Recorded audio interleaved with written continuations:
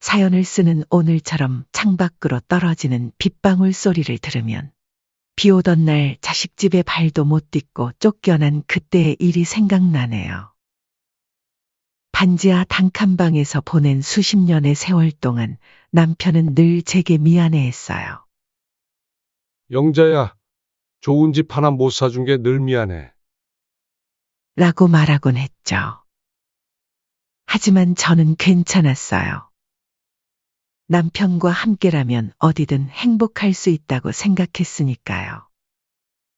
저는 16살 때부터 남의 집 식모살이를 시작했어요. 아침부터 밤까지 일하면서도 따뜻한 잠자리 하나 없었죠. 차가운 마루에서 밤새 떨다가 새벽이면 다시 일어나 부엌으로 향하는 게 일상이었어요. 그때 저는 늘 꿈꿨답니다. 언젠가는 나도 따뜻하고 환한 집에서 살 수 있겠지. 하고요. 25세 남편을 만났을 때도 우리는 가진 게 없었어요. 허름한 반지하 단칸방에서 시작한 신혼살림. 장마철이면 습기 차는 벽지가 떨어지고 천장에서는 물방울이 뚝뚝 떨어졌죠. 그래도 저희는 행복했어요. 남편은 매일 아침 영자야, 조금만 더 참고 나중에는 꼭 좋은 집으로 이사 가자. 라고 약속했거든요. 하지만 세월은 그리 녹록지 않았어요.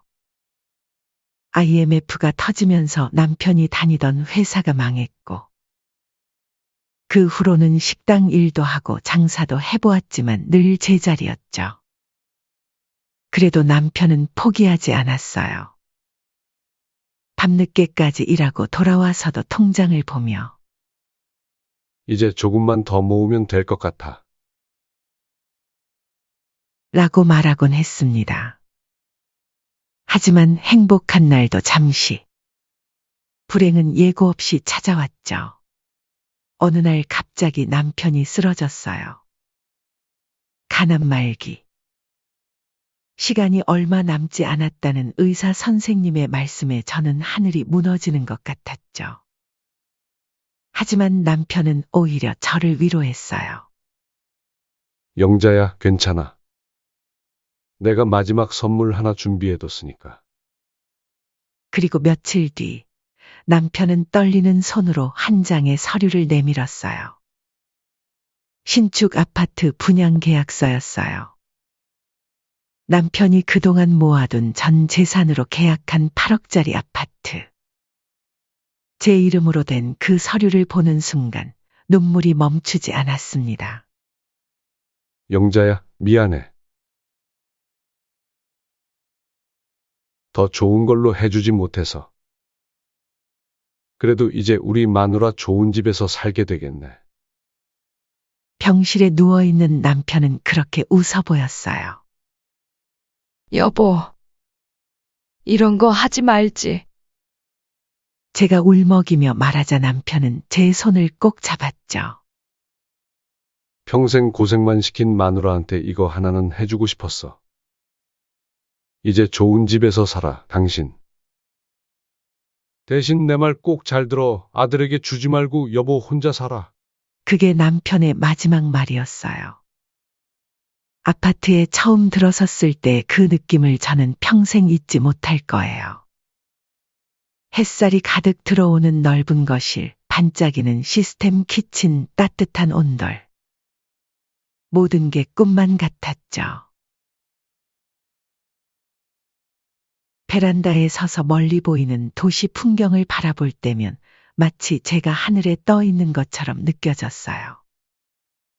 매일 아침 창문을 열면서 저는 남편에게 이야기를 했어요. 여보, 당신 덕분에 나도 이제 이런 곳에서 살아요. 고마워요. 창가에 작은 화분도 놓고 벽에는 우리 부부의 사진도 걸었죠. 조금씩이지만 이곳을 저만의 공간으로 만들어가는 게 행복했어요. 하지만 그 행복도 잠시였어요. 어느 날 아들 석훈이가 찾아왔거든요. 석훈이는 23살에 애를 가지면서 일찍 결혼했는데 지금은 아내 미영이와 7살 민준이와 함께 좁은 원룸에서 살고 있었어요. 엄마, 민준이가 내년에 초등학교에 가는데 이 좁은 원룸으로는 도저히 안 될 것 같아요. 석훈이가 무릎을 꿇으며 말했어요. 며느리 미영이도 눈물을 글썽이며 어머니, 제발 우리랑 집을 바꿔주세요. 어머님은 혼자시니까 원룸도 충분하시지 않을까요? 라고 했죠. 그 순간 저는 가슴이 철렁 내려앉는 것을 느꼈어요. 평생 꿈꿔왔던 이 집, 남편의 마지막 선물인 이 공간을 내어줘야 한다니. 하지만 손주 민준이와 아들의 앞날을 생각하니 차마 거절할 수 없었어요. 결국 저는 고개를 끄덕였습니다. 알았어. 그렇게 하자꾸나. 그렇게 말하는 제 눈에서는 뜨거운 눈물이 흘러내렸어요. 창밖으로 보이는 하늘을 바라보며 저는 남편에게 속으로 말했죠. 여보, 미안해요. 당신이 그토록 애써 마련해준 집인데, 그래도 자식이 잘 되는 게 보기에 좋지 않겠어요? 이사를 하던 날 마지막으로 거실의 창문을 열어보았어요. 따스한 햇살이 제 얼굴을 비추었죠. 그 햇살 속에서 저는 남편의 마지막 미소를 떠올렸어요. 과연 이게 옳은 선택일까? 그때는 미처 알지 못했답니다. 제가 앞으로 얼마나 힘든 시간을 보내게 될지를. 그렇게 원룸으로 이사한 첫날, 저는 밤새 잠을 이루지 못했어요. 좁은 창문으로 비치는 가로등 불빛이 너무나 낯설었거든요. 아파트에서는 늘 달빛이 환하게 비쳤는데 이곳에서는 맞은편 건물 그림자에 가려 달빛조차 제대로 들지 않았죠. 괜찮아. 아들을 위해서라면. 저는 그렇게 스스로를 위로하며 잠을 청했어요. 하지만 원룸 생활은 제가 생각했던 것보다 훨씬 더 힘들었어요. 장마철이 되자 벽지가 눅눅해지기 시작했고 곳곳에서 곰팡이가 피어났죠. 비가 많이 오는 날이면 창틀로 물이 새어 들어와 수건으로 닦아내기 일쑤였어요. 마치 제가 젊었을 때 살던 그 반지하로 돌아간 것만 같았죠. 어머니, 이번 주말에 민준이 학원 상담이 있어서요. 다음에 오세요. 어머니, 오늘은 제가 친구들이랑 약속이 있어서. 어머님, 민준이가 지금 공부하고 있어서 방해되실 것 같아요. 아들네 집에 가보려 해도 며느리는 늘 이런저런 핑계를 대며 저를 막았어요. 처음에는 바쁜가 보다 싶었는데 점점 그것이 핑계라는 걸 알게 되었죠. 현관 앞에서 들리는 민준이의 웃음소리, TV 보는 소리. 그들은 분명 집에 있는데도 저를 피하고 있었던 거예요. 석훈아, 엄마가 잠깐 들러도 될까? 엄마? 저희 지금 나가려던 참인데 다음에 오세요. 아들마저도 점점 저를 피하기 시작했어요. 전에는 일주일에 한 번은 꼭 들르던 석훈이었는데 이제는 한 달에 한 번 보기도 힘들어졌죠. 명절에 잠깐 얼굴을 비추는 게 전부였어요. 더 서운했던 건 따로 있었어요. 어느 날 아파트 단지 앞을 지나다가 우연히 며느리를 마주쳤는데 민준이의 손을 잡고 있던 며느리가 저를 보자마자 서둘러 발걸음을 돌리는 거예요. 민준아, 할머니다. 제가 반갑게 부르자 며느리는 민준이를 안고 서둘러 엘리베이터에 올라탔어요. 닫히는 문 틈으로 민준이가 저를 빤히 쳐다보던 모습이 아직도 눈에 선합니다. 어머님, 왜 자꾸 불쑥불쑥 찾아오시는 거예요? 며느리의 그 말은 정말 가슴에 비수가 되어 꽂혔어요. 제가 언제부터 손주한테 이렇게 낯선 사람이 되어버린 걸까요? 그저 사랑하는 손주 얼굴 한번 보고 싶었을 뿐인데. 시간이 흐를수록 원룸은 더욱 음침해져만 갔어요. 밤이면 복도 끝에서 들리는 발자국 소리에 가슴이 덜컥 내려앉곤 했죠. 혼자 사는 노인을 노린다는 빈집털이 뉴스를 볼 때마다 불안해서 잠을 이룰 수가 없었어요. 그러던 어느 날 밤, 제가 그토록 두려워하던 일이 일어나고 말았답니다. 찰컥. 한밤중에 들린 현관문 소리에 눈을 떴어요. 분명 잠금 장치를 했는데 누군가가 문을 열려고 하는 소리였죠. 공포에 질려 이불 속에서 떨고 있는데 쇠소리가 나더니 문이 열리는 소리가 들렸어요. 도둑이 들어온 거였죠. 누구세요? 여기 사람이 있어요. 겨우 이 말을 내뱉었는데 그림자가 휙 하고 사라졌어요. 한참을 덜덜 떨다가 겨우 경찰에 신고를 했죠. 다행히 도둑은 아무것도 가져가지 못했지만 그날 이후로 저는 잠을 이루지 못했어요. 밤마다 계속되는 악몽에 시달렸고 작은 소리만 들려도 가슴이 철렁 내려앉았죠. 떨리는 마음으로 아들에게 전화를 걸었어요. 석훈아, 엄마가 며칠만 너희 집에서 지내면 안 될까? 하지만 돌아온 건 차가운 대답뿐이었죠. 엄마, 사정은 알겠는데 별일 없었잖아요. 우리도 지금 너무 바빠요. 와이프도 힘들어하고. 전화기 너머로 들리는 며느리의 한숨 소리가 제 가슴을 후벼 팠어요. 결국 저는 그날 밤 비를 맞으며 아들네 아파트로 향했어요. 한밤중이었지만 너무 무서워서 더는 원룸에 있을 수가 없었거든요. 떨리는 손으로 초인종을 눌렀죠. 석훈아, 엄마가 너무 무서워서 그래. 하지만 돌아온 건 며느리의 차가운 목소리였어요. 어머니, 이런 시간에 오시면 안 돼요. 민준이도 자고 있고. 제발 돌아가세요. 문은 열리지 않았고 저는 한밤중에 비를 맞으며 그 자리에 한참을 서 있어야 했습니다. 빗속에서 들려오는 며느리의 말이 계속 머릿속을 맴돌았어요. 돌아가세요. 돌아가세요. 그런데 돌아갈 곳이 어디 있나요?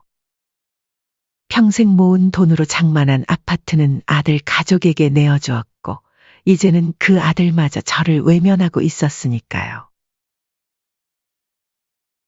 복도 끝에서 불어오는 찬바람에 온몸이 떨렸어요. 빗물에 젖은 옷은 몸에 달라붙었고 발걸음은 자꾸만 휘청거렸죠. 그날 있었던 일은 제 가슴에 비수가 되어 꽂혔어요. 제가 언제부터 이렇게 버림받은 사람이 되어버린 걸까요? 남편이 그토록 아끼며 마련해준 보금자리를 내어준 것도 모자라 이제는 문전박대를 당하고 있었죠. 빗물인지 눈물인지 모를 것이 뺨을 타고 흘러내렸어요. 그날 밤 저는 처음으로 제 선택을 후회했어요. 아니, 어쩌면 후회를 넘어서 분노가 차올랐는지도 모르겠어요.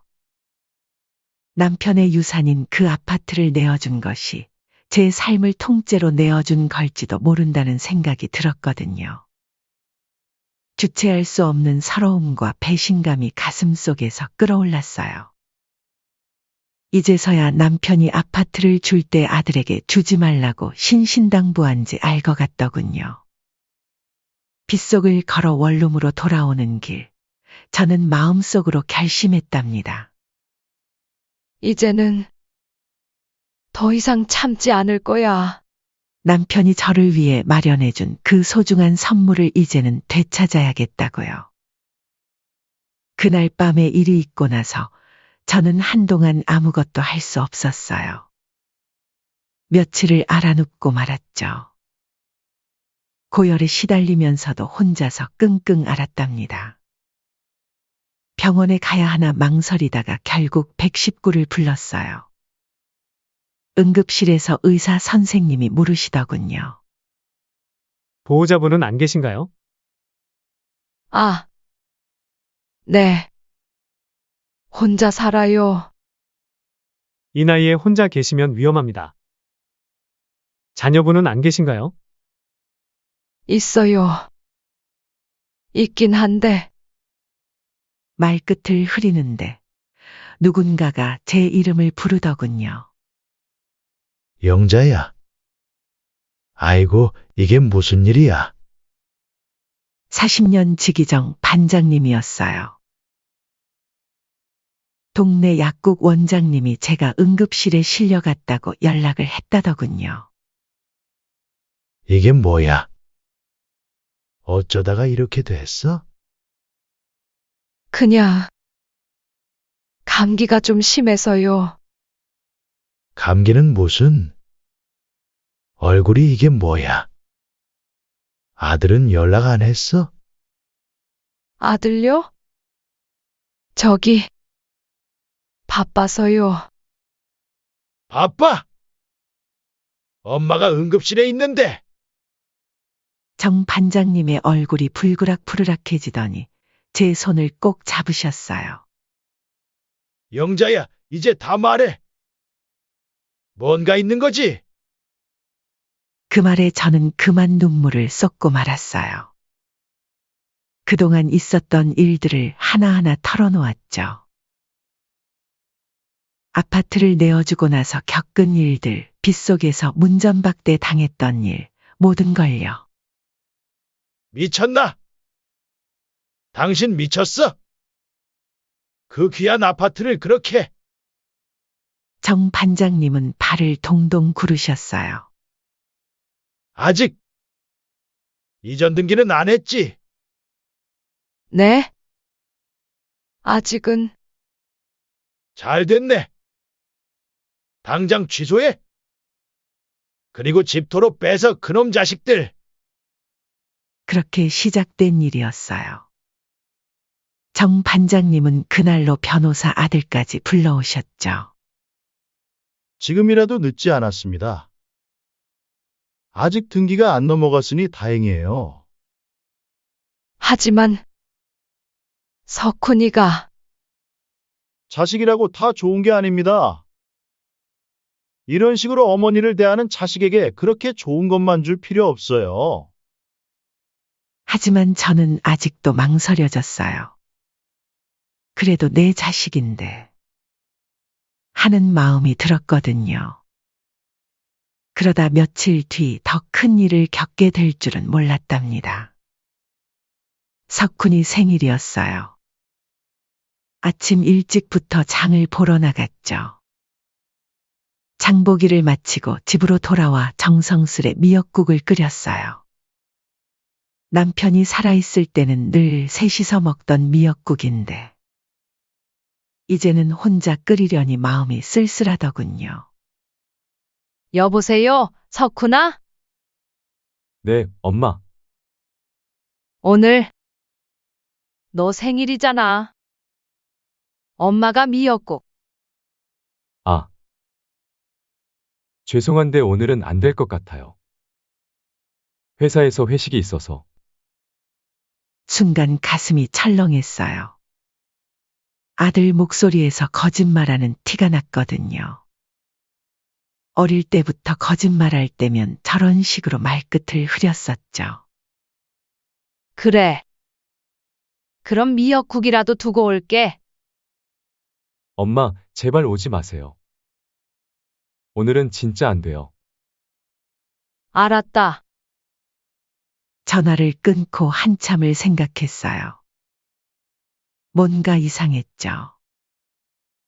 아들은 원래 회식이 있으면 전날부터 말했었거든요. 결국 저는 미역국을 들고 아파트로 향했어요. 멀리서도 환한 불빛이 보였죠. 엘리베이터를 타고 올라가는데 웃음소리가 들렸어요. 14층, 15층. 문이 열리자 더 선명한 소리가 들렸죠. 장모님 이렇게 와주셔서 정말 감사해요. 자, 우리 민준이가 아빠 생일 케이크 잘라보자. 고서방 생일인데 당연히 내가 와야지.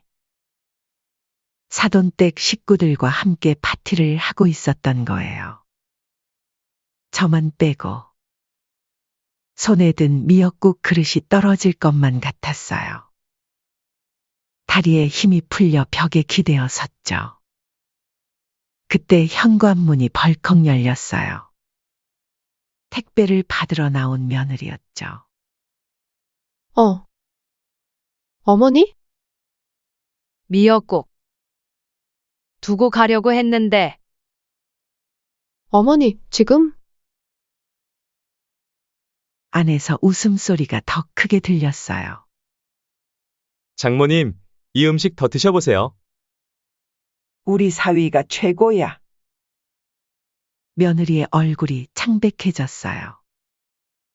어머니. 이건 그래. 이제 알겠다. 미역국 그릇을 내려놓으려는데 현관문 틈으로 석훈이가 보였어요. 여보, 누구야? 뭔데 이렇게 오래 걸려? 그게 석훈이가 현관으로 나왔다가 저를 보더니 얼굴색이 변했어요. 엄마? 왜? 오지 마시라니까. 미역국 가져왔어. 내 생일인데 이것도 못 먹이나 했더니 이제 보니 내가 필요 없었던 거구나. 엄마, 이건 그게 아니라. 회식한다며? 거짓말도 참 잘하네. 제 눈에서 저도 모르게 눈물이 흐르더군요. 어머니, 그게 아니고요. 오늘은 먼저 약속이 있어서. 그래. 사도는 되는데 난 안 되는구나. 미역국 그릇을 그대로 내려놓고 돌아섰어요. 뒤에서 석훈이가 뭐라고 부르는 것 같았지만 더는 듣고 싶지 않았어요. 엘리베이터를 기다리는데 안에서 들리는 말소리. 엄마, 죄송해요. 시어머님이? 아이고, 그분 성격이 괴팍하시네. 원래도 저러셨나? 가슴이 찢어지는 것 같았어요. 엘리베이터를 타고 내려오면서 결심했어요. 더는 안 되겠다고요. 다음 날 아침, 저는 일찍 부동산을 찾아갔어요. 최 사장님, 제 아파트 내놓을게요. 네. 영자 씨 아파트요. 무슨 일 있으셨어요? 금매로 내놓을 거예요. 시세보다 싸게 해서라도 빨리 팔고 싶어요. 아니, 갑자기 이러시면. 어제까지 고민했어요. 이제는 제 선택을 하려고요. 최 사장님은 걱정스러운 얼굴로 물으셨어요. 그래도 그때는 자식분 준다고 하신 거 아니었어요? 네. 그랬죠. 근데 이제는 아니에요. 혹시 자제분과 무슨 일 있으신 거예요? 그냥 제가 눈치 보며 살기는 이제 지친 것 같아요. 그날부터 집을 보러 오는 사람들이 줄을 이었어요. 금매의 소식이 퍼지자 문에 전화가 쏟아졌죠. 하루 만에 10명도 넘는 사람들이 집을 보러 왔어요. 둘째 날 오후 한 부부가 특히 관심을 보였어요. 어머니, 정말 좋은 집이에요. 저희가 당장 계약하고 싶은데. 그러시다면 계약금은 내일 아침 일찍 입금해 드리겠습니다. 계약서를 작성하려는 그때였어요. 석훈이가 부동산으로 헐레벌떡 뛰어들어왔어요. 엄마! 이게 무슨 소리예요? 우리 집을 왜 파시는 거예요? 니네 집? 이게 누구 집인데? 엄마가 우리 준다고 했잖아요. 그래, 주기로 했지. 근데 나는 내 아들에게 주려고 했던 거지. 너는 더 이상 내 아들이 아니다. 나도 이제 내 인생도 살 거야. 석훈이가 무릎을 꿇었어요. 엄마. 제발요. 민준이 학교도 여기고. 우리가 잘못했어요. 앞으로는 잘할게요. 잘못? 뭘 잘못했는데? 그동안 엄마를 너무 소홀히 했어요. 제가 불효자였어요. 그제서야 알았니? 내 생일날 미역국도 못 먹이게 하고 네 엄마를 문전박대하는 불효자식은 더 이상 내 자식이 아니다. 석훈이의 얼굴이 하얗게 변했어요. 엄마. 그거 다 봤어. 다 들었어. 사돈들이랑 다 모여서 즐겁게 지내는 거. 나만 빼고. 내가 그렇게 부끄러운 존재였니? 그때 며느리도 부동산으로 들어왔어요. 어머니, 저희가 큰 잘못을 했네요. 용서해 주세요. 용서? 그날 밤 빗속에서 떨고 있는 날 문전박대할 때는 그런 생각 없었잖니? 그때는 제가 너무 이기적이었어요. 이제 와서 무릎 꿇어봤자 소용없어. 계약은 다 끝났어? 최 사장님이 곤란한 표정으로 끼어드셨어요. 이미 계약금 입금 약속도 했고. 전세 자금이라도 좀 주시면. 며느리가 애원했어요. 그건 안 돼. 난 여수에 집을 구했어. 여수요. 석훈이가 놀란 눈으로 쳐다봤어요. 그래, 바다가 보이는 예쁜 집. 내가 평생 꿈꾸던 집이야. 정 반장님이 부동산으로 들어오셨어요. 영자야, 서류 다 준비됐. 아니, 이게 누구야? 정 반장님. 아, 이게 그 배은망덕한 아들하고 며느리구나. 석훈이가 정 반장님께도 굽실거렸어요. 너가 그러고도 자식이냐? 너희 어머니가 얼마나 서러웠는지 알기나 해? 정 반장님의 호통에 아들 부부는 고개를 들지 못했어요. 혼자 사는 어머니를 이런 곳에 처박아 두고 그것도 모자라 문전박대를 하고 그러고도 자식이라고 할 수 있어? 며느리가 울면서 말했어요. 저희 진짜 잘못했어요. 다시는 그러지 않을게요. 이제 와서 그게 무슨 소용이야? 영자야, 흔들리지 마. 이 애들 말에 넘어가면 안 돼. 정 반장님 말씀이 맞았어요. 이제 와서 눈물을 보인다고 해서 달라질 게 없었으니까요. 엄마, 제발. 마지막 기회를 주세요. 저희가 정말 잘못했어요. 너희한테 줄 기회는 이미 지났어. 한 달 안으로 이사 나가. 엄마. 우리 보고 어디로 가라는 거예요? 그건 나도 몰라. 너희가 날 내쫓았을 때 난 어디로 갈게? 석훈이는 그 자리에 주저앉고 말았어요. 며느리는 계속해서 애원했죠. 어머니, 민준이 학교는 어떡하고. 그건 내가 알아서 해. 난 더 이상 너희 걱정할 필요 없으니까. 정 반장님이 서류를 들고 오셨어요. 자, 영자야. 이제 계약서만 쓰면 돼. 엄마. 제발. 석훈이가 다시 한번 울부짖었어요. 이제 그만해. 너무 늦었어. 계약서에 도장을 찍는 순간 제 마음이 이상하게 가벼워졌어요. 그동안 짊어지고 있던 무거운 짐을 내려놓은 것 같달까요. 마지막 날 이삿짐을 싸는 석훈이네를 보며 마음 한켠이 아팠어요. 그래도 내 자식인데 하는 생각이 들었죠. 하지만 이제는 돌이킬 수 없었어요. 어머니, 저희가 이렇게 될 줄은 몰랐어요. 며느리가 마지막으로 찾아왔어요. 나도 몰랐다. 내가 이런 대접을 받을 줄은. 저희가 너무 이기적이었죠. 이제 와서 그런 말해도 소용없어. 너네가 흘리는 눈물은 악어의 눈물이다. 며느리는 눈물을 흘리며 돌아섰어요. 문턱을 넘어가는 며느리를 보며 문득 생각났어요. 그날 밤 제가 빗속에서 떨며 서 있을 때의 일이.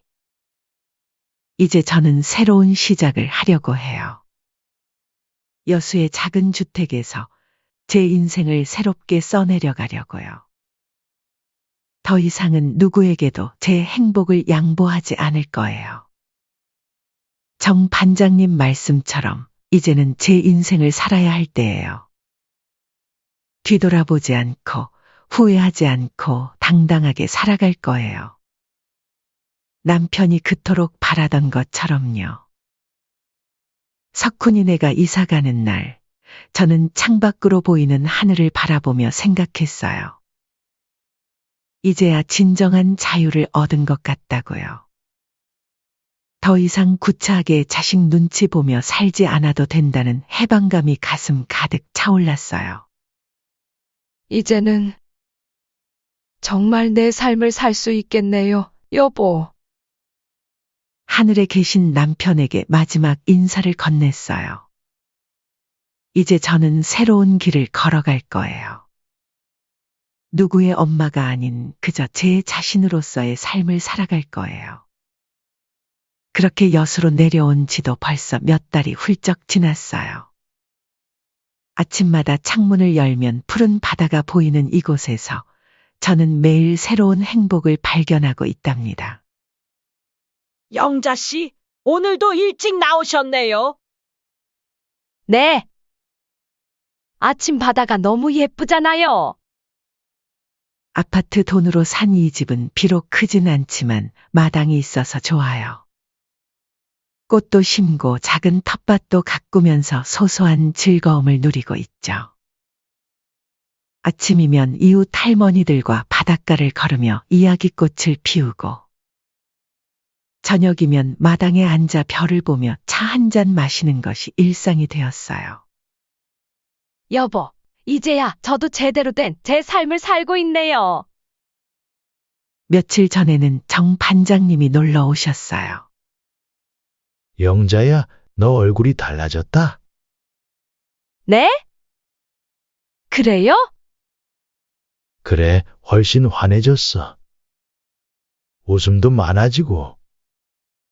정 반장님 말씀처럼 요즘 제 얼굴에는 웃음이 가득하답니다. 더 이상 눈치 보며 살지 않아도 되니까요. 여수에서 만난 이웃들은 제 사연을 듣고 모두들 제 선택을 지지해 주었어요. 참 잘하셨어요. 자식이 그럴 수는 없죠. 우리도 나이 들면 당당하게 살아야 해요. 석훈이네는 시외곽의 다세대 주택으로 이사 갔다고 해요. 가끔 안부 전화가 오지만 저는 더 이상 마음이 흔들리지 않아요. 제 선택이 옳았다는 걸 날이 갈수록 더 확신하게 되니까요. 마당에는 제가 좋아하는 장미도 피고 방울토마토도 열렸어요.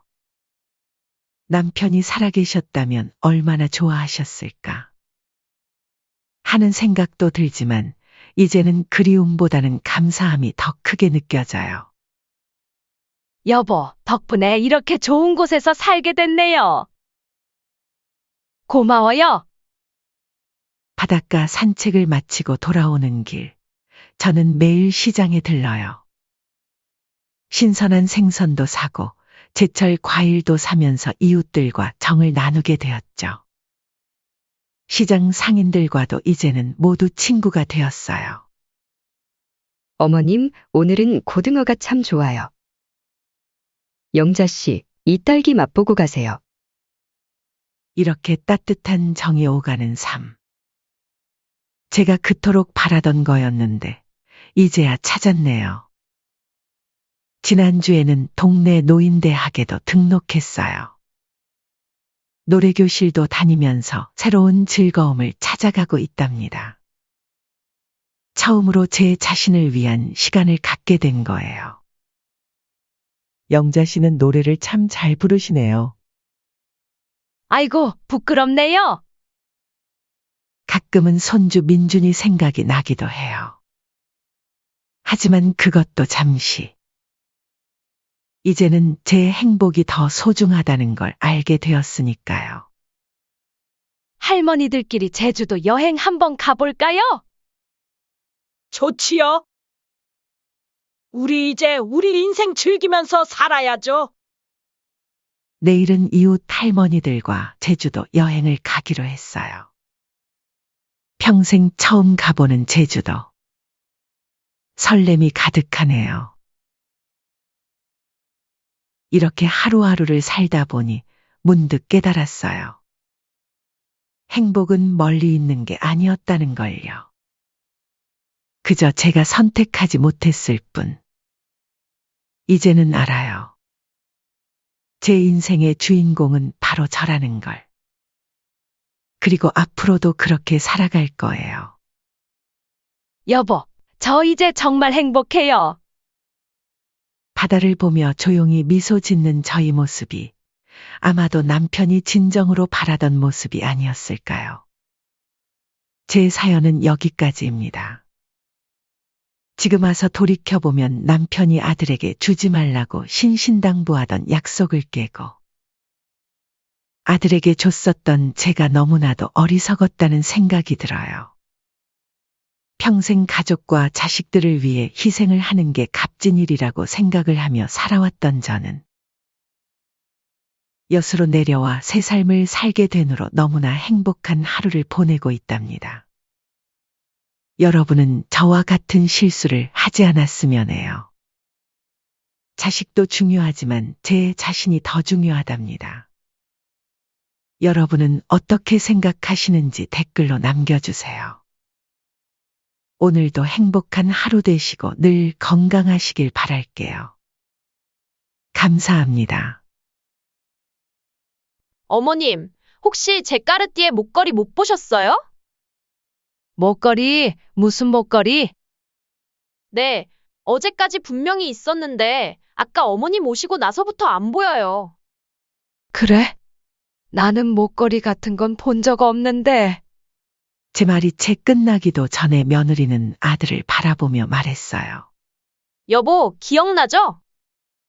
지난번에 어머님이 제 목걸이 예쁘다고 하셨잖아요. 그때 어머님 눈빛이 좀 이상했던 것 같아요.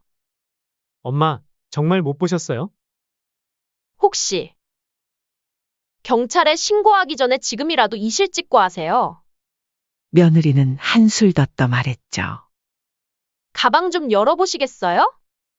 너네 지금 나 의심하는 거니? 내가 자식, 며느리 물건을 탐낼 사람으로 보여. 결국 가방을 열어보였죠. 몇 벌의 옷과 세면 도구가 전부였어요. 그때였어요. 집 안을 돌아다니던 강아지가 무언가를 물고 나왔어요. 며느리가 찾던 목걸이였죠. 알고 보니 강아지가 물고 간 것이었어요. 아, 이게 왜 여기 있지? 며느리는 사과는커녕 미안하다는 말 한마디 없었죠. 너네 지금 실수한 거야. 저는 그 자리에서 박차고 일어났어요. 짐승만도 못한 놈. 보일러 끊겨서 찾아온 어미한테 눈칫밥 먹이는 것도 모자라 도둑으로 몰아? 살다 보면 별일을 다 겪는 것 같습니다. 세상에 이런 일이 다 있나 싶을 정도로요. 제가 이런 사연을 쓰게 될 줄은 정말 꿈에도 몰랐어요. 지금 제 나이 67, 평생을 살면서 이렇게 마음이 아팠던 적이 있었나 싶네요. 술래 씨, 거기 있어요? 옆집 김 할머니의 다급한 목소리에 현관문을 열었어요.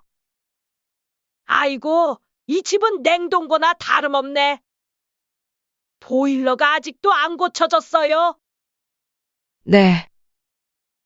수리기사님이 부품을 교체해야 한다는데 비용이 만만치 않네요. 그래서 얼마나 든다는데요? 150만 원이나 든다고 하더라고요. 아이고, 저런. 아들한테 얘기해봤어요. 그 말에 저는 그만 눈시울이 붉어졌죠. 김 할머니는 제 손을 꼭 잡더니 한숨을 쉬었죠. 그 며느리 때문에 그러는 거죠? 며느리가 시어머니한테 저러면 안 되는 건데. 아니에요. 다 제가 부족한 거겠죠. 무슨 말씀을? 술래 씨가 얼마나 아들 잘 키웠는데.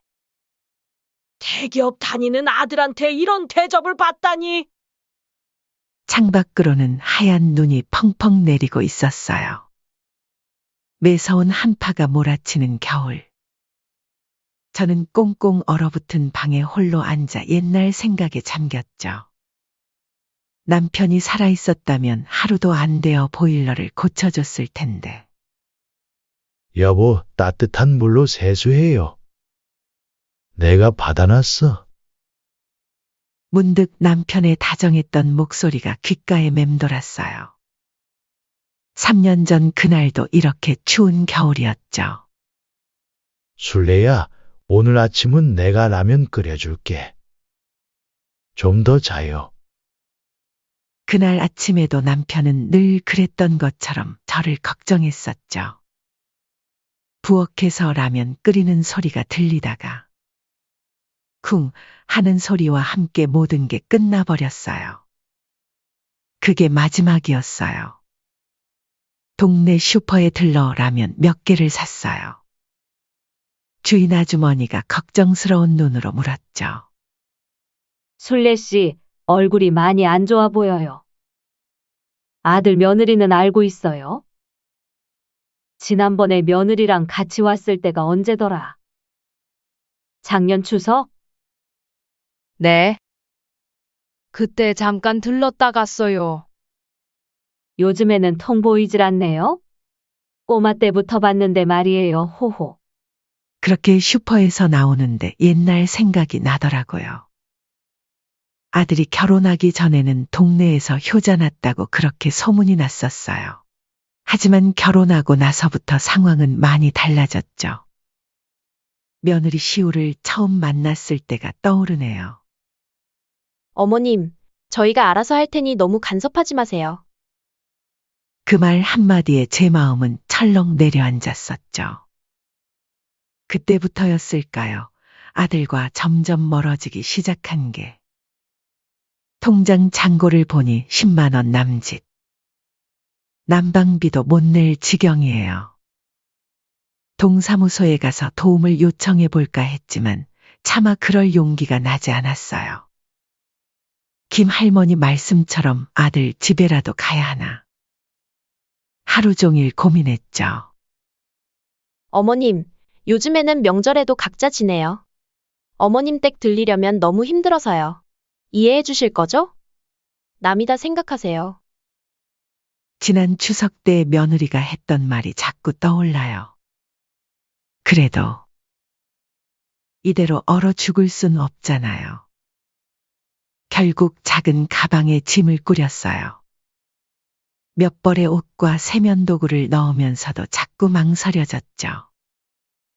버스를 타고 가는 동안 창밖만 바라봤어요. 서열이 아빠가 마지막으로 남긴 말이 떠올랐죠. 술래야, 우리 아들 잘 부탁해. 내가 있으니까 난 걱정 없다.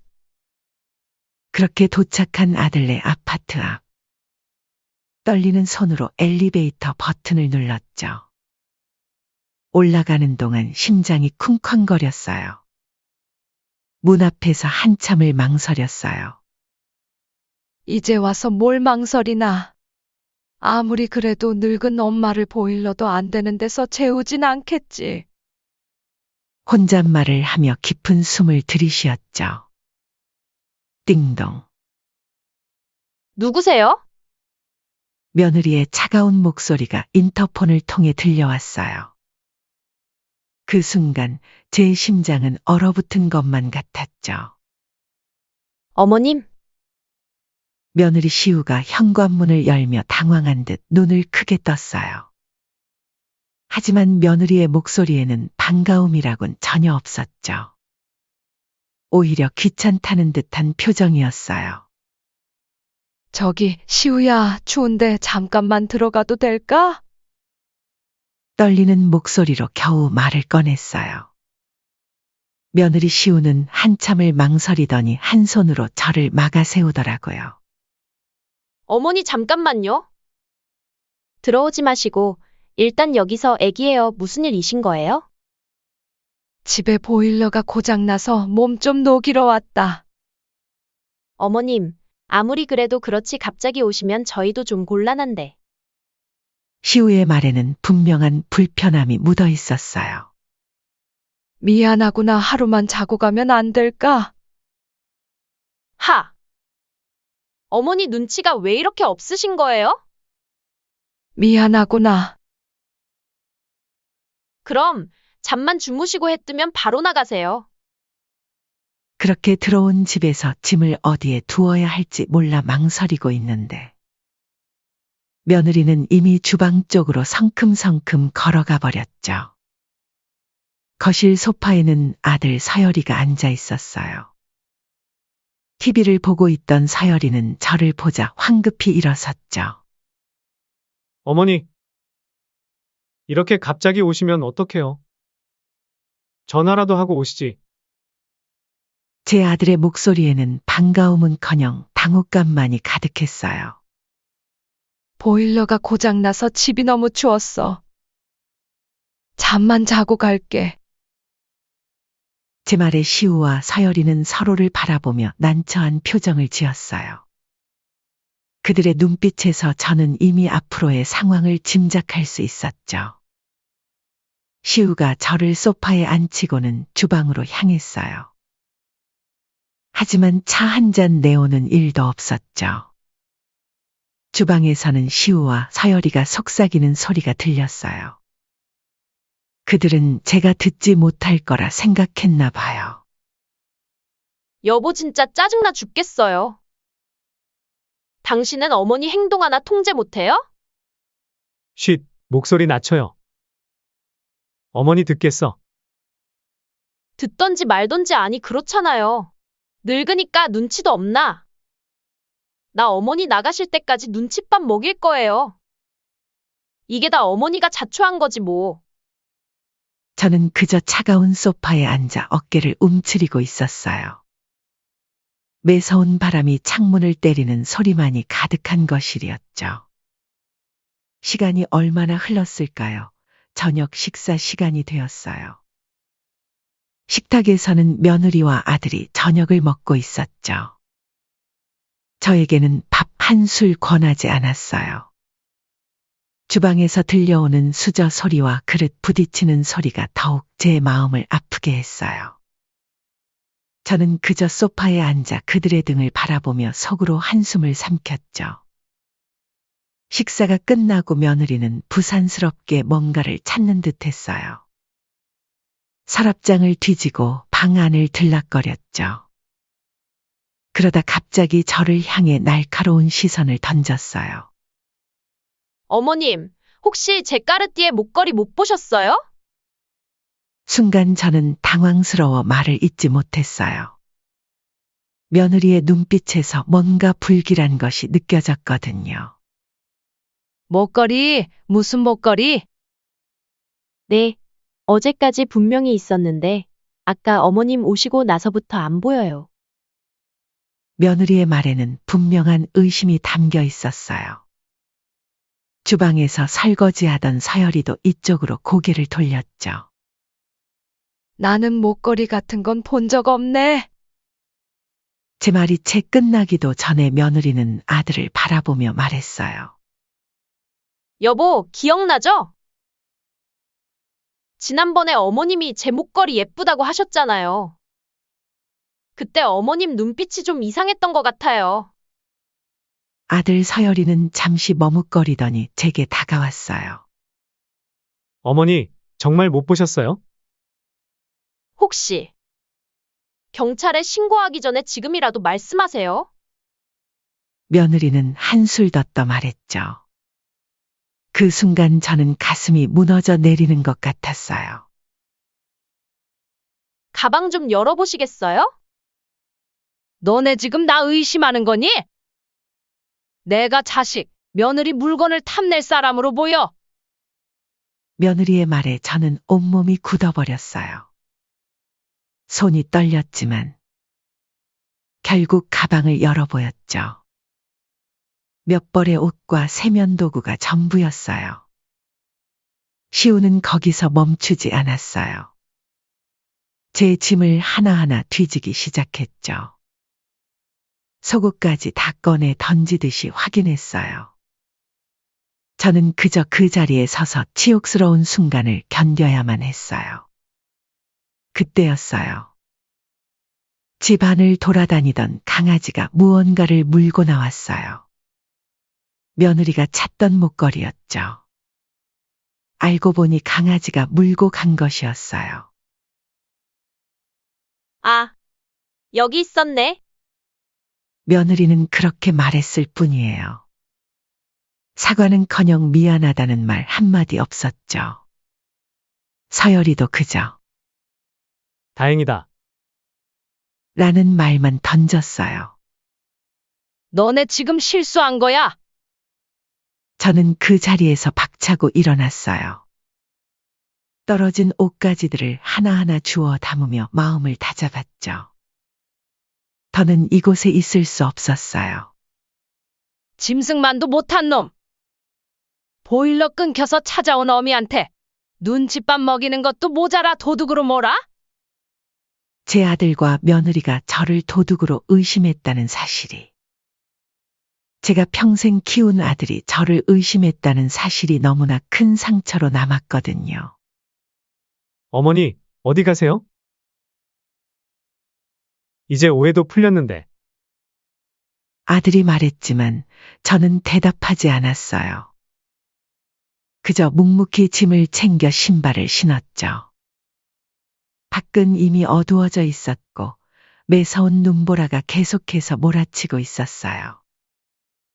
현관문을 열고 나오는 순간 등 뒤에서 들려오는 말소리도 무시한 채 저는 그렇게 아들의 집을 나왔어요.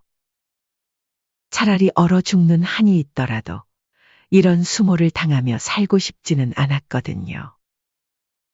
새벽이 되어서야 집에 돌아왔어요. 현관문을 열자마자 차가운 공기가 얼굴을 때렸죠. 보일러가 고장난 집은 냉동고처럼 차가웠어요. 젖은 신발을 벗으며 고개를 들어보니 캄캄한 어둠 속에 제 그림자만이 덩그러니 비쳐 있었죠. 빈 방에 들어서자 따뜻하고 아늑했던 아들 집보다 편하게 느껴지더군요. 차라리 이 추위가 아들 부부의 차가운 눈빛보다 덜 아프게 느껴졌어요. 이제는 정말 혼자가 되어버린 것 같아 덜컥 겁이 났지만 그래도 이게 나았어요. 침대맡에 놓인 남편 사진이 눈에 들어왔어요. 갑자기 눈물이 왈칵 쏟아졌죠. 여보, 보고 싶어요. 이렇게 힘들 줄 몰랐어요. 그러다 방 한구석에 있는 남편의 옷장이 눈에 띄었어요. 돌아가시고 나서 한 번도 정리하지 못했던 옷장이었죠. 떨리는 손으로 문을 열었어요. 옷가지 하나하나에서 남편의 채취가 느껴지는 것만 같았어요. 근데 그 순간 믿을 수 없는 일이 저에게 벌어졌죠. 양복 주머니를 뒤지다가 낡은 수첩을 발견한 거예요. 수첩을 넘기는데 책장 사이에서 누런 봉투가 떨어졌죠. 호기심에 봉투를 열어보니 그건 땅 문서였어요. 시골에 있는 땅. 남편이 젊었을 때 월급 모아 사두었다던 그 땅이었죠. 다음 날 아침 일찍 남편이 오랜 친구 변호사 정석훈 씨를 찾아갔어요. 석훈 씨, 이 땅 문서. 이거 남편 유품에서 나왔는데 좀 봐주실 수 있어요? 석훈 씨는 땅 문서를 보더니 깜짝 놀란 표정을 지었어요. 순례 씨, 이게 대체 믿기지가 않네요. 왜요? 무슨 일이라도. 이 땅이 지금 도시개발구역으로 지정되어 있어요. 시가로 치면 그러니까 한 80억은 됩니다. 순간 제 귀를 의심했어요. 뭐라고요? 80억이요? 네, 맞아요. 저에게도 이런 기적 같은 일이 일어난 거예요. 게다가 여러 개발업체에서 매입 의향을 보이고 있었어요. 순례 씨만 동의하시면 바로 매매 절차를 진행할 수 있을 것 같네요. 80억이라니. 정말 꿈을 꾸는 것만 같네요. 제 떨리는 목소리에 석훈 씨가 따뜻하게 웃으며 말했어요. 순례 씨 남편, 제 친구지만 대단했어요. 그 땅이 개발될 걸 내다보고 미리 사뒀나 봐요. 이제 순례 씨는 부자가 되신 거예요. 한 달 뒤 모든 매매 절차가 끝났어요. 통장에 찍힌 80억이라는 숫자를 보면서도 실감이 나지 않았죠. 그런데 며칠이 채 지나지 않았을 때 갑자기 아들에게서 전화가 왔어요. 어떻게 알았는지 귀신같이 저희 땅 매각 소식을 듣곤 연락이 온 거였죠. 엄마. 저예요. 서열이에요. 목소리가 평소와는 달랐어요. 공손하고 애원하는 듯한 톤이었죠. 웬일이니? 어머니. 그때 일. 정말 죄송해요. 며칠 전부터 잠도 못 자고. 시우도 많이 반성하고 있어요. 한 번만 뵈러 가도 될까요? 시우가. 아니, 저희가 정말 사과드리고 싶어요. 전 잠시 말을 잇지 못했어요. 그날 밤이 떠올랐거든요. 차가운 눈바람 속에서 쫓겨나듯 나왔던 그날. 알았다. 오려면 와라. 그렇게 며칠 뒤 아들 부부가 제 집을 찾아왔죠. 손에는 고급 과일 바구니와 영양제를 들고서요. 시우는 현관에 들어서자마자 살가운 목소리로 말했죠. 어머님. 그동안 얼마나 외로우셨어요. 보일러도 잘 안 되는 집에서. 이제 눈치 보지 마시고 자식 집에서 편하게 쉬세요. 네? 서열이도 옆에서 고개를 숙이며 말했어요. 어머니, 그동안 정말 죄송해요. 그동안 불효막심한 짓만 했네요. 저희 이제라도 효도하려고요. 순간 가슴 한구석이 찌릿했어요. 내가 그토록 사랑했던 아들의 목소리. 하지만 이제는 그 진심을 믿을 수 없었죠. 그만 가봐라. 차가운 목소리로 말했어요. 네? 어머니 그게 무슨 말씀이세요? 그만해. 며느리의 말을 자르고 싱긋 웃었어요. 돈 얘기하고 싶어서 왔지? 소문 듣고? 순간 시우와 서열이의 얼굴이 굳어졌어요. 어머님, 무슨 말씀을? 저희가 어떻게? 작년 추석에 손주 얼굴 한번 보자고 하니까. 손주 없는 셈 치고 사시라고 그랬지. 시우의 얼굴이 창백해졌어요. 그때는 제가 정말 잘못했어요. 얼마 전에는 날 도둑 취급했잖니? 이 말에 시우가 흠칫 놀랐어요. 강아지가 물고 간 그 목걸이? 그것 때문에 내 속옷까지 다 뒤졌잖아. 그날 밤에 내가 얼마나 수치스러웠는지 알아? 어머님, 그땐 정말 제가 아끼던 거라서 경황이 없었어요. 닥쳐! 버럭 소리를 질렀어요. 제 목소리에 시우가 흠칫 놀랐죠. 이제 와서 그런 눈물쇼 하지 마. 속으로는 돈 얘기 꺼내기만을 기다리면서. 서열이가 끼어들었어요. 어머니, 절대 그런 게 아니에요. 진심으로 잘못했다고? 진심? 내가 뭘 안다고 진심을 말해? 네가 제일 문제야. 내 아들이 나를 그렇게 대하는데 세상에 어떤 며느리가 시어머니에게 살갑게 대할까? 목소리가 점점 커졌어요. 어머니, 내가 그때 얼마나 서러웠는지 알아? 며느리한테 도둑으로 몰려서 쫓겨날 때 그 눈바람 속에서 내 아들이, 내가 피땀 흘려 키운 내 아들이 어떻게 날 그렇게 내쫓을 수 있었는지. 눈물이 차올랐지만 애써 참았어요. 며느리가 다시 애원하듯 말했어요. 어머님, 저희가 잘못했어요. 이제부터는 정말 잘 모실게요. 저희 집으로 오세요. 좋은 방도 마련해 두었어요. 하! 웃기지 마라. 차갑게 웃으며 찬장으로 걸어갔어요. 서류 뭉치를 꺼내 그들 앞에 던지듯 내밀었죠. 이거 봐. 복지재단 설립 서류야. 내가 가진 돈은 전부 여기에 들어가. 나처럼 외롭게 사는 노인들을 위한 요양원도 짓고 무료급식소도 할 거야. 자식놈들 다 필요 없다. 뭐라고요? 며느리가 소리를 질렀어요. 어머님, 그걸 다 남한테 주시게요? 저희가 있는데. 남이라고? 너희보다는 낫겠다. 적어도 그들은 날 도둑으로 취급하진 않으니까. 어머니. 그래도 저희가 자식인데.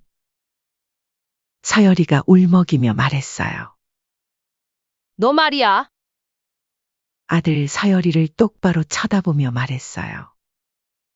나한테 그렇게 대할 때는 언제고? 이제 와서 자식이야. 그동안 내가 너한테 뭘 바랐니? 전화 한 통, 밥 한 끼. 그게 그렇게 어려웠어? 며느리가 다시 무릎을 꿇으려 했어요. 어머님, 제발. 일어나. 그만해. 이제 와서 그런 쇼 하지 마.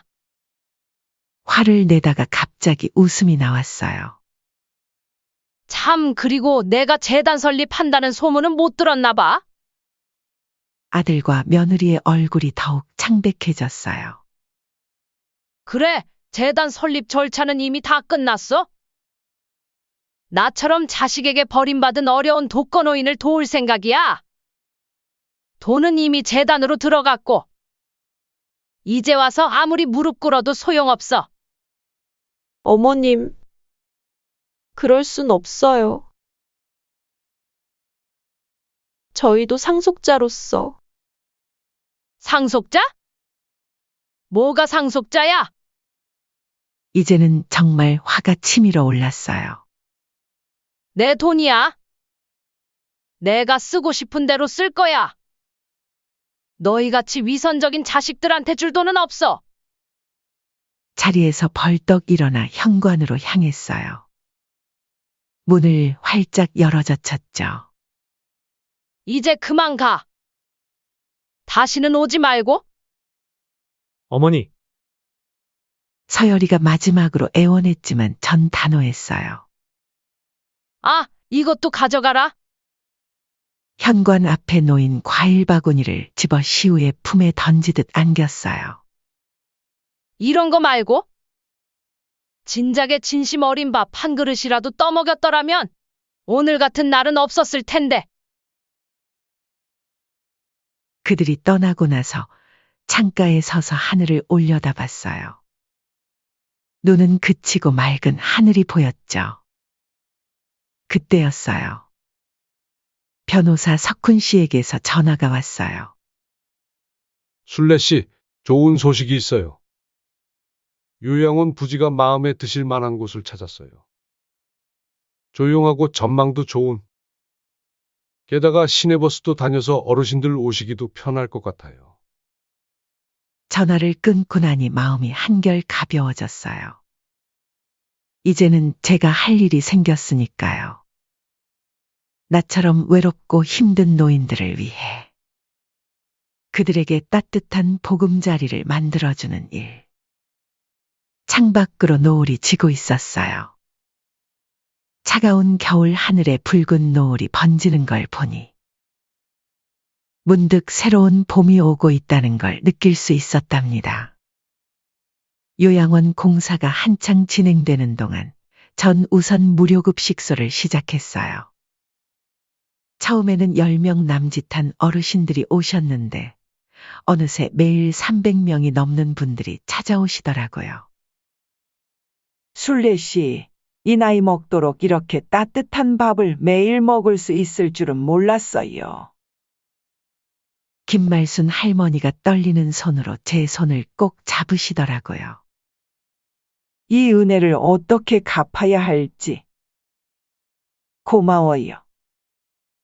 자식놈들이 여기에 나를 버리고 간 뒤에 밥도 한 끼 제대로 못 먹고 어찌 살아야 하나 막막했는데 이제는 희망이 보이네요. 이렇게 고맙다는 얘기를 듣다 보면 어려운 사람을 돕는 일을 정말 잘했다는 생각이 들더군요. 재단 설립을 준비하면서 매일 바쁘지만 힘들다는 생각이 들지 않아요. 오히려 활력이 생겼죠. 어르신들의 웃음소리를 들으면서 제 마음도 따뜻해지는 걸 느꼈어요. 그런데 어느 날 급식소 문 앞에서 누군가 기다리고 있었어요. 어머니. 잘 지내시죠? 아들 서열이었어요. 웬일이니? 어머니. 드릴 말씀이 있어요. 서열이의 목소리가 떨렸어요. 80억 중에 10억이면 어머니 하시는 일에 지장도 없잖아요. 70억이면 충분하지 않나요? 조금만 떼어주세요. 자식이잖아요. 어머니, 제발요. 저희도 어렵다고요. 서열이가 무릎을 꿇었어요. 하지만 제 마음은 굳건했죠. 다음 날은 며느리가 찾아왔어요. 어머님, 그럼 저희가 밉다 치더라도 손주들 생각도 해주셔야죠. 10억이면 우리 애들 인생이 달라질 수 있어요. 아이들 교육도 시키고. 솔직히 말하면 마음이 흔들렸어요. 그래도 내 자식인데.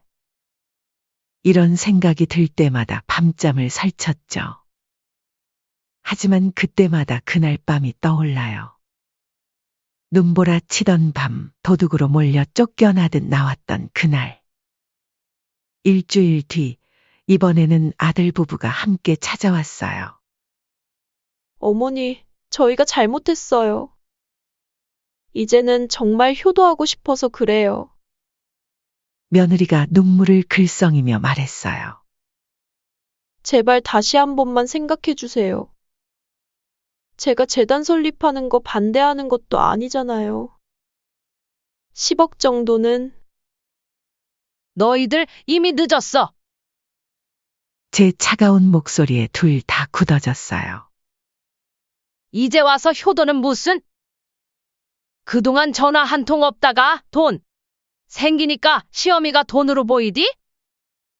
어머님, 저희가 잘못했어요. 한 번만 더 기회를.